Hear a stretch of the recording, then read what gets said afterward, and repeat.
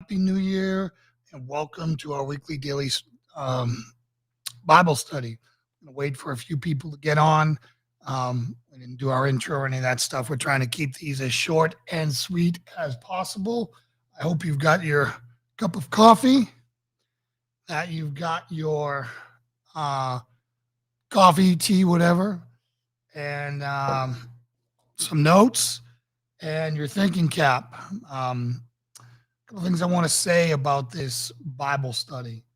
One thing I want to say is I'm not an all-knowing being. Only God knows that. Two, we're we're gonna have come across things eventually that we're gonna have a hard time answering, and that's okay. All right.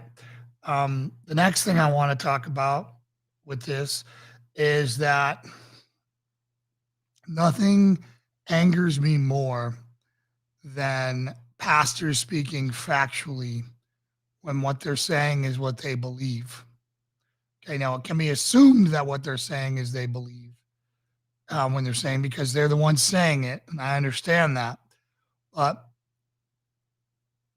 there's been so much damage done to the Word, to the Bible, and to good morning, everyone.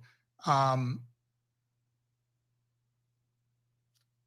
to the Bible, to the Word, and to the people by pastors getting up there and saying they know things that other people say they can prove is wrong. So we're going to try to present multiple theories around things that as we come across them and say that we don't know. All right. I can tell you what I believe, but I am not going to speak in facts and risk inerrancy of the Bible, right? Because that's what well-intentioned pastors do is they'll get up there and say it's a fact, it's a fact, it's a fact, and it's not a fact. It's your understanding about what happened. So I hope all that makes sense to you, and as we're going forward. So my goal is to try to keep these short. Um, we're gonna do Q&A and discussion afterwards so that people can bail and go to work and all that stuff. So we're gonna start, of course, in the beginning in Genesis, which is which is part of the Pentateuch, which is the first 5 books. All right. There's a lot of debate on whether Moses wrote those or not. I believe Moses wrote them. There's that word, I believe, because it refers to Moses writing them multiple times in the Old Testament and the New Testament. All right. Is it important? Not really. Right. Not really. So again, it's not worth something losing your mind over. So I am using, for those of you guys who want to follow along and order this, it's a fantastic book, study Bible. It is the Reformation Study Bible, student edition, um, and it's fantastic. This is R.C. Sproul's organization, and I've leaned on him for so much of my maturing understanding of my Christian faith that he's my go-to on just about everything. Now, I have mentors all over the place. I have Ken Graves, who's, a close friend of mine, and he disagrees with me theologically on a great many things. He's a Calvary guy and he believes they're distinctives. And that's okay. Our salvation is not at risk based off of the things that we disagree on, right? And that's the key. So I love this book. Another one that is my other go-to is the Reformation Study Bible, not the student edition. It's way thicker, more robust with a lot of other things around it. Fantastic. Some other ones that I've had. I have here the John MacArthur Study Bible Guide. It's great, but I find things wrong. I find errors in his. I don't want to say errors. I don't believe some of his theories as much as I believe R.C. Sproul's, even though they run parallel on some things, because he's ruined his credibility with me in some things when he talks about issues and he tries to extend his expertise outside of what he knows, and he crushes his credibility. And then the Chuck Smith Calvary Chapel Study Bible Guide. I really don't go to this one much anymore. It's really thin. There's not a lot of notes in here. I think he's done a lot of good, and all that, but it hasn't been something that I've found a lot of truth in when he is trying to describe things, if that makes sense. All right. So, Melissa, it's good to see you. Lauren, my love, it's good to see you. I have an anonymous Facebook user here because you're not connected to Restream it. You don't have to do that. But if you could tell me where you are and where you're watching from, that'd be great. And then we'll get into this. And this will be the longest one of these that I ever do, that long introduction. So let's begin. I am actually not drinking coffee. Coffee was pretty acidic. I've ordered some non-acidic coffee, and I'm trying this roasted mate tea, and it's really good, and it does have a lot of kick to it. So I'm a caffeine guy. I need it. We have a newborn in the house. So let's get into Genesis. All right, first, Genesis is the first book of the Bible and the first book of what is often called the Law, the Torah, the Pentateuch. First 5 books of the Bible, Genesis through Deuteronomy. It records the creation of the world and its inhabitants, the first sin of humankind, the promise of salvation, the population of the nations, and the calling of a people with whom God enters into a special relationship called a covenant. As the book of beginnings, Genesis lays the foundation for the rest of the story of redemption found in the Old and New Testament. So let's get into it. So now we're into the word. In the beginning, God created the heavens and the earth. And the earth was without form and void, and darkness was over the face of the deep. And the Spirit of God was hovering over the face of the waters. And God said, "Let there be light." And there was light. And God saw that the light was good. And God separated the light from the darkness. God called the light day, and he called the darkness night. And there was evening, and there was morning the first day.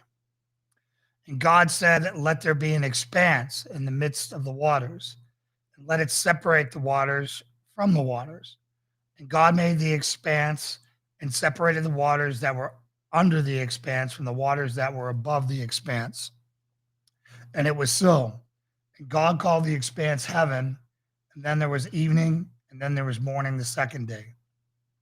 And God said, "Let the waters under the heavens be gathered together into one place, and let the dry land disappear." And it was so. God called the dry land earth, and the waters that were gathered together he called seas.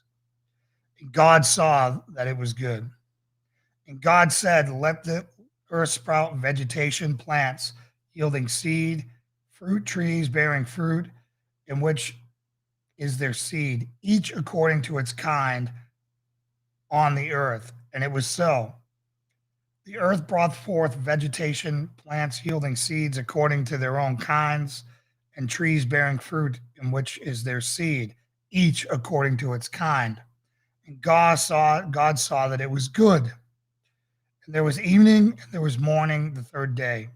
And God said, "Let there be light in the expanse of the heavens to separate the day from the night, and let there be signs. Let them be for signs and for seasons and for days and years, and let them be lights in the expanse of the heaven to give light upon the earth." And it was so. And God made the 2 great lights, the greater light to rule the day, the lesser light to rule the night, and the stars. And God set them in the expanse in the heavens to give light on the earth, to rule over the day and over the night, and to separate the light from the darkness. And God saw that it was good. And there was evening, and there was morning, and the fourth day. There was evening, there was morning, the fourth day. And God said, "Let the waters swarm with swarms of living creatures, and let the birds fly above the earth across the expanse of heavens."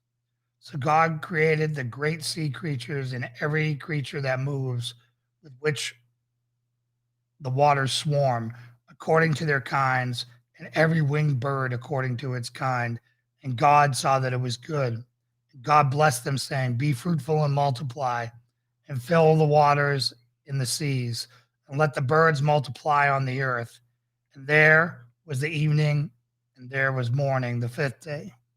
And God said, let earth bring forth creatures according to their kinds, livestock and creeping things and beasts of the earth according to their kinds. And it was so. And God made the beasts of the earth according to their kinds, the livestock according to their kinds, and everything that creeps on the ground according to its kind.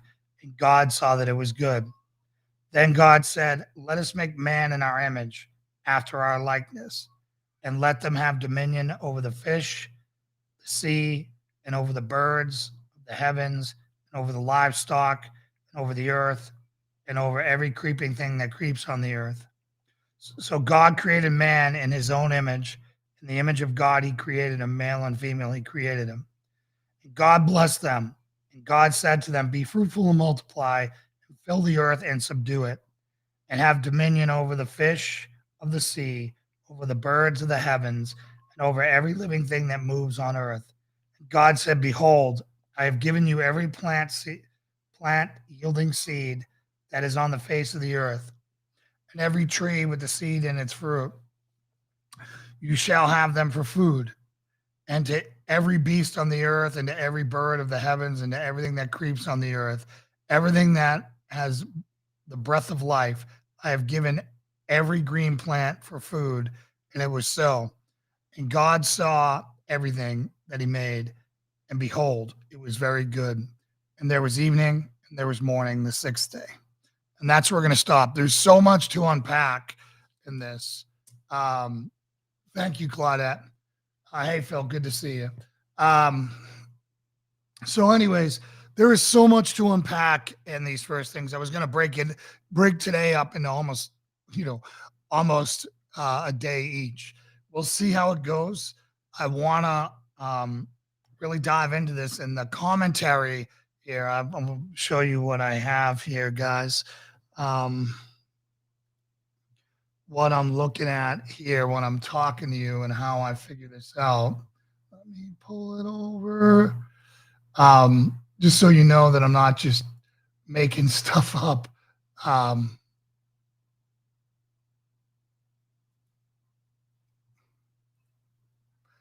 So as you can see, this is a program called Logos, and I have multiple commentaries. I have John Calvin's commentary here, and then I have another commentary here from Dallas Seminary.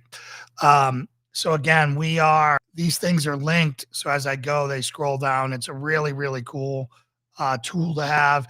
You have the original, translated version. Then you could get into, the original language it was written in, and then the word that, Strong's or whichever one you want to use, you can click in, you can dive into them. So there's a ton here. And I don't want you guys to have to spend the thousands of dollars that I did to get all this stuff. Yeah, RK Straight, excellent program. It is fantastic. It's pretty darn expensive. You can get one of the cheaper versions, but if you want all the pastor tools, you got to reach up into I think the gold version. But for a lay reader, it's fantastic. Blue Letter Bible is another one that's free that I know a lot of people use. It's not as great as this. Like the Bible's awesome and it's amazing, but the thousands of commentaries and other resources you get is what really makes it shine above everything else. So let's get into here. And I want to get into the commentary of the Bible that I'm in right now. Now, I want to read something that's in the study Bible that is extremely important for us to understand. And one of the blocks I have here says, does science contradict the Bible? No. When scientists discover truth about the natural world, when the Bible is accurately understood, there will be no contradiction. The Holy Spirit inspired the Bible, and he is the spirit of truth. God reveals truth both in the natural world and in the Bible. Since God is not a God of confusion, the truth he reveals in creation never actually contradicts the truth he reveals in Scripture. Sometimes, however, there can be the appearance of contradiction between science and the Bible. When that happens, the problem is an error in scientific understanding, an error in biblical understanding, or both. When we find something that seems like a contradiction between science and the Bible, we should try to learn whether the error is a result of faulty scientific study, faulty interpretation of Scripture, or both. But even if we can't resolve the tension immediately, we can rest assured that when scientific study is done correctly, it will never contradict the Bible. All right. This is extremely important, right? I have been really blessed. Um, I believe that once you are saved, particularly when you were a heathen or an atheist, as long as I was, I mean, almost 40 years of my life. When I look back throughout my life, um, and then even as I was led to be a pastor, um, you see breadcrumbs throughout your life that Lord set appointments with you for people with these breadcrumbs leading you home. The Christian instructor that was in Buds that sparked my curiosity, who then happened to go to the same team as me. A Christian friend of mine who I used to make fun of all the time, and he was infinitely patient with me as we would debate on the boat. To other strategic placements of people leading me to the kingdom of God with breadcrumbs, right? And then as I got saved, coming across my first mentor in the faith was Gordon Hugenberger. Now, Gordon Hugenberger, for those of you who don't know, was the head of our bigwig in Gordon Conwell Seminary. He specializes in the Old Testament. In the book of Judges, he's written books on it, and his commentary, his notes are actually in the ESV study Bibles that are in the ESV. He's a brilliant man. He's not perfect. No one is. But what made Gordon special is he is the head pastor at Park Street Church in Boston, Massachusetts. Now, Boston, Massachusetts is one of the most secular places on the planet because it has so many colleges. It's a small city, believe it or not, Boston, and there are more colleges per capita there than almost anywhere else on the earth. It's ridiculous. And you have Harvard there, you have MIT, Boston College, BU, and a ton of other schools there, right? So Gordon was the head pastor. He retired a few years ago from Park Street Church. But what made him so incredible was he had a bachelor's degree in physics from Harvard, right? He was a brilliant man. I think he had his seminary degree from Oxford or somewhere else. And again, I'm not a degree guy, right? I'm not, but it's important when you think of what his role is for the kingdom. So in order for these Christian intellectuals to be able to come in there and be taught by somebody, they needed somebody who spoke their language and understood them. And that is why you're here with me, right? Most of you are veterans or first responders or patriots who saw something out there that resonated with you, and you're like, that guy's like me, and that's why you're here. So Gordon has to go to war for God in the most secular town with the head of MIT science department is in his congregation, or was in his congregation. The head of the physics department from Harvard was in his congregation. Now, Gordon is he's still alive today. He's a Bible-loving man, and he fought for the Lord, and he went up there. But he could not be a lazy theologian and speak to that crowd because they have access to technologies and data and research that we don't.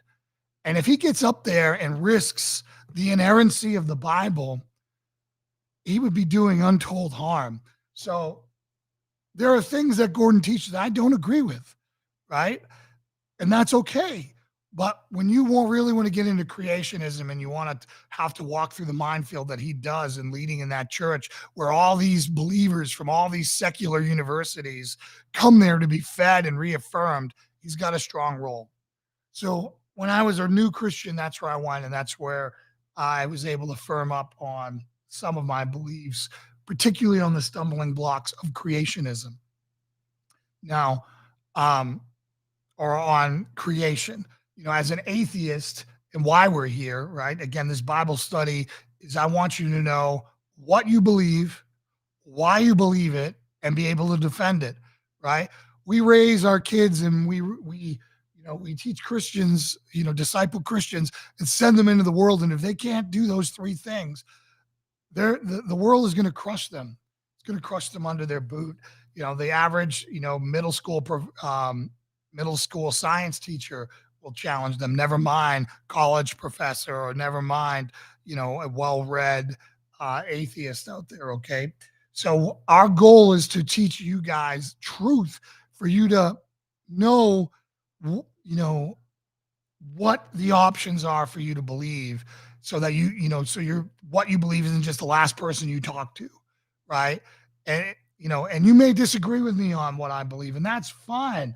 Our salvation is not at risk as long as our pillars remain the pillars of the faith, the necessary. The majors matter, not the minors. Okay, the minors are an intellectual exercise, and they're imperative because when I was an atheist, I would shake Christians' faith by going after them in Genesis. Genesis is where I would destroy them because I had the entire world of secular science on my side. That's why this book, this section is so, so, so important, because every textbook out there is going to contradict this. And my wife, who was an atheist, she was an atheist because that's what she was trained in school. And, people say that they want a separation of church and state, but atheism is a religion. It's the default religion of the state. So they're brainwashing your kids to be an atheist, and they're not offering other alternatives. They don't talk about the difference between micro and macro evolution. They don't talk about alternatives for the Big Bang and all that. And they need to, because none of that is fact. Now, I tend to believe a lot of the Big Bang, let there be light sounds an awful lot like the Big Bang to me, but I don't know, right? And it's not important. When I was a atheist and I was self-absorbed and I had to believe, I had to understand God, right? I had to understand God. Like I could with my little brain, could actually comprehend the most powerful being in the universe that created everything, that knows more. There's no way I can comprehend him. And once I surrendered to that and said, okay, I'm going to look at what he said, what he, as Ken, says, what he texted me, and I'm going to try to understand this and then work from there. All right. I believe that we should never be afraid of science, that God is the author of science, and that science will always prove God, in my opinion. Okay. So let's get into some of the commentaries here that I think are extremely important for us to talk about. And none of these are my regional. I'm literally reading from the book here. I'm not trying to plagiarize anything. But I want to go through what these guys are talking about and in the comments in Study Bible, because they do a really good job of unpacking some things, and I want to be able to converse with you guys on it. And again, I'm going to go way over time on this first one because this is such a hard, important part of this text. So thank you so much for hanging with me and dealing with me.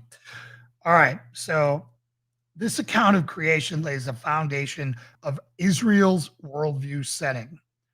Out of the hierarchy of God, human beings, and the rest of creation, this carefully structured presentation emphasizes the transcendent nature of God who exists apart from all that he creates. The narrative underlines the orderly nature of creation and the structures that God puts in place.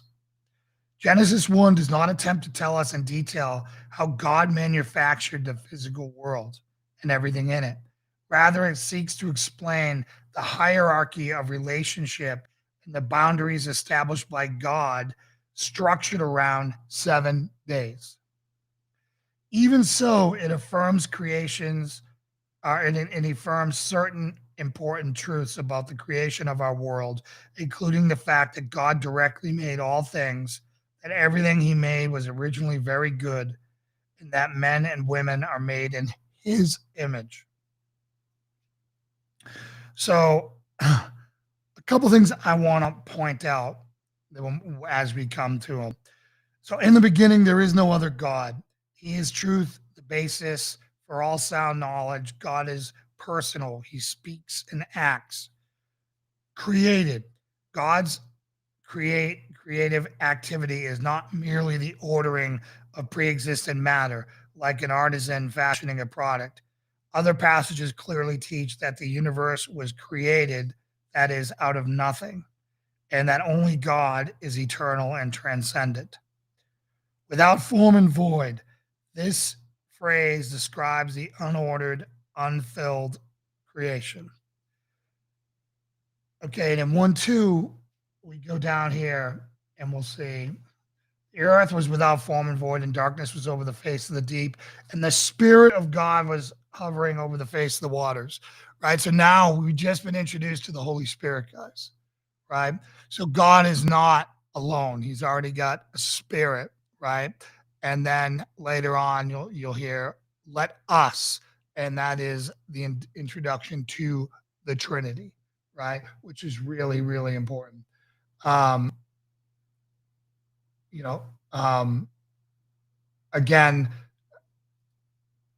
this is not the place for that, Clinton. You know, reach out to Samaritan's Purse and other things. Message me personal, coming onto a feed, and with all the scams that are out there from a foreign country and doing this, not going to happen. Um, so, anyways, um, so again, Unitarians really struggle. Unitarians being people who think that God is just himself, versus Trinitarians. Trinitarians really lead on these passages in Genesis to set it up for the rest of the Bible. I can't remember, one theologian said, and I can't remember who it was, but they said that basically Jesus is on every page of the Bible, and that's complete. And I believe that to be true. All right, so let's get into here. This God's spirit gives life. When he withdraws his spirit, life ceases. The spirit also is active in building of the temples of the cosmos. The temples of the cosmos, the church. Okay. And then here we go. From 1:3 to 1:4. Creation progresses over 2 sets of 3 days. This is what I found extremely profound. Day 1, light. Day 4, sun, moon, stars. Day 2, sky, water. Day 5, fish, foal. Day 3, land, vegetation. Day 6, animals, humans. In the first set of 3 days, God gives the earth form by separating the light of day from the darkness of night, the sea below from the clouds above, and the dry land with the vegetation from the sea. And the second, he fills these realms. The pattern of each day is similar. An announcement, God said, a command, let them be, a report, and it was so, an evaluation, it was good, and the chronicle framework, for example, the first day. All right, so let's get down to back over to 1:3. Great to see you, Leonard. Good to see you, brother. Um,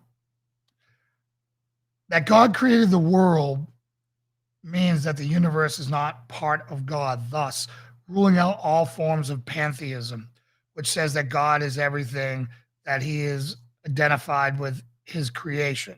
All creation is utterly dependent on God for its existence, for he creates and sustains all that is by his power. All right. There's a big debate on the light thing, where I come at when we talk about young Earth, old Earth, six literal days or 7 literal days versus something longer. Um, is something we'll talk about here. God was the light source in the beginning when God said, "Let there be light." God is the ultimate source of daylight that alternates with darkness. The sun is later introduced as the secondary cause. Light symbolizes life and blessing. In this context, light and darkness draw attention to the creation of time. For the light is called day and the darkness is called light.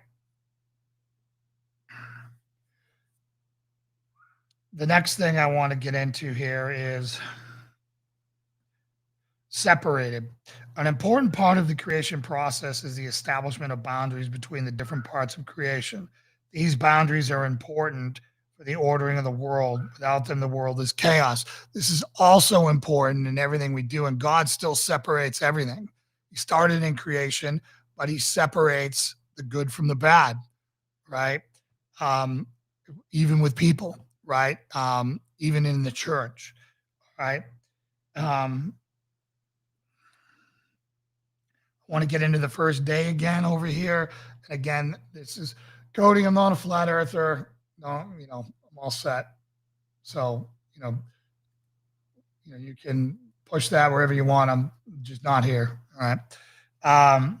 The presentation of Creation Week enables God's covenant people to imitate the Creator in their weekly pattern of work and rest. The days of creation. The creation account raises two significant issues, and these are the things I wanted to talk about. The first concerns the age of the universe. The second concerns the meaning of the word day. Reformed scholars have proposed a variety of views on both of these issues. First, regarding the age of the universe. Some advocate a young Earth dating the beginning of creation from 10,000 to 4,000 BC. This view teaches that the earth and the universe were created with apparent age, meaning that God created an old world, just like he created a mature Adam, a mature Eve, and all that stuff. God created a mature earth. So when he does it when it's done this way, the reason why rocks are 10,000 years or 10 billion years old or this and that is if God wanted to create an old universe, he can create an old universe. And there you have it. So that's one theory. All right.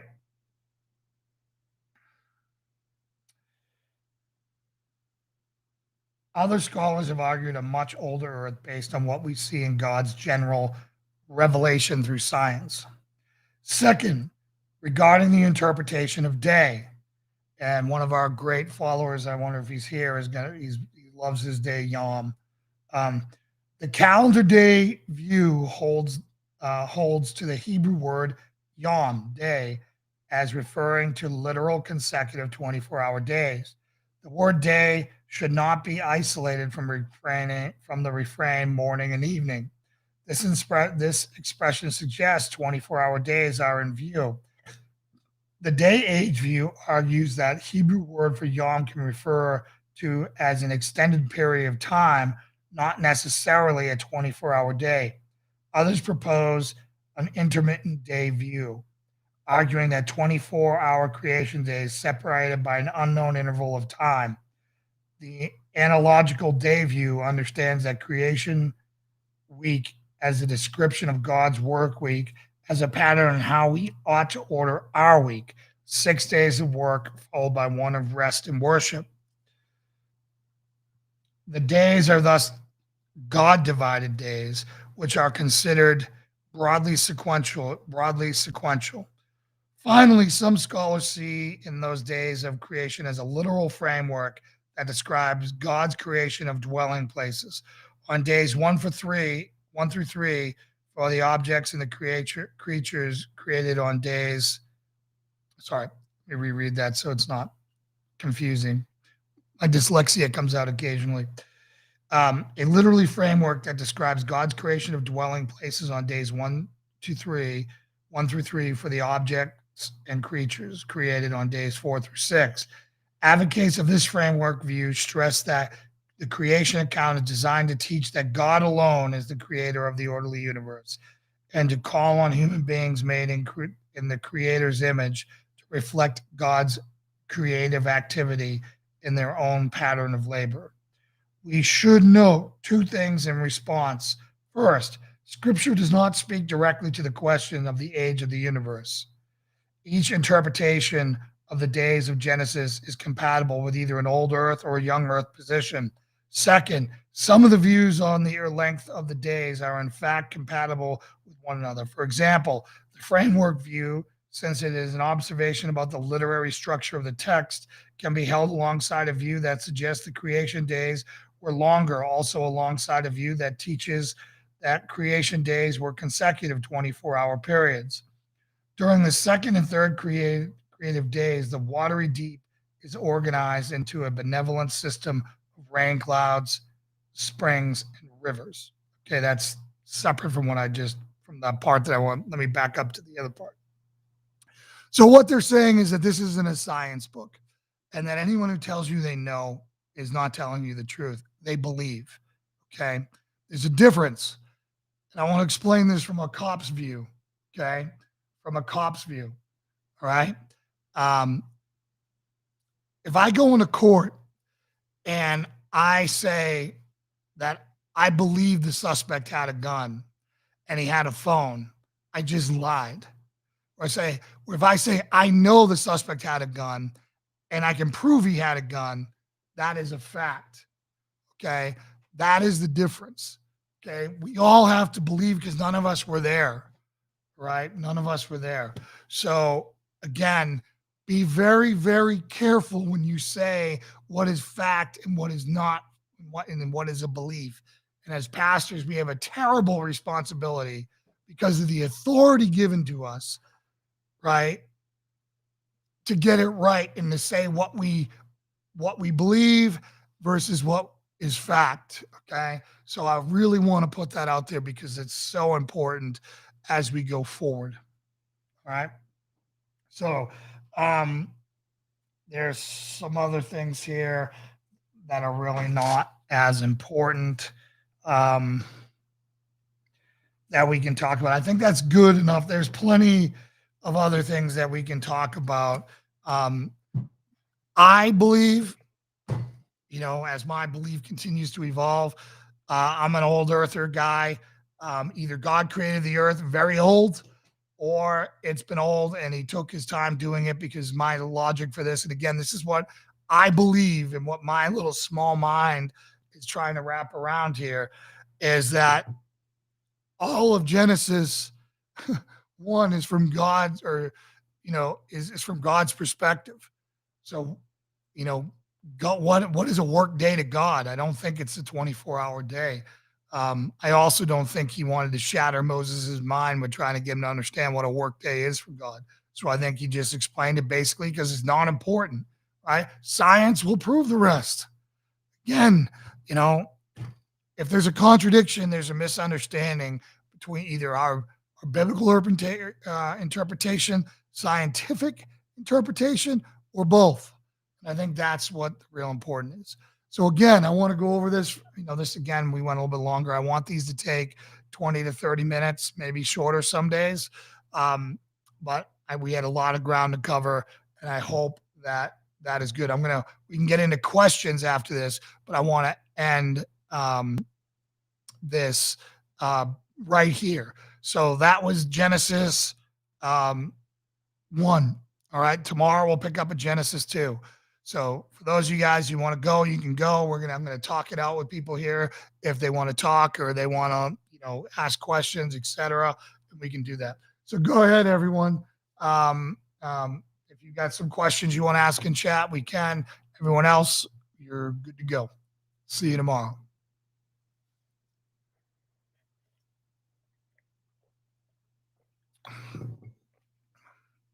Nothing? No questions?